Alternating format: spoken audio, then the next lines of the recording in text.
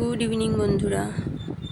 এখন কিন্তু আমরা অনেকেই জেনে গেছি, অন্যের ভিডিওতে সুন্দর একটা কমেন্ট করে আসলে অন্য বন্ধুরা যদি সেই কমেন্টটাতে লাইক কমেন্ট করে যায় তাহলে আমাদের রিচ এঙ্গেজমেন্ট বেড়ে যায়।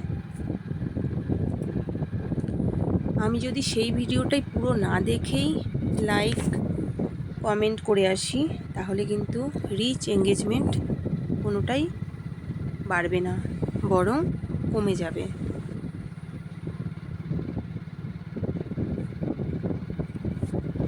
তো আমি তোমাদের কথাটা বোঝাতে পারলাম। তো দেখো বন্ধুরা, চারিদিকটা কত সুন্দর, কেমন হয়েছে আমাকে কমেন্ট করে জানাবে।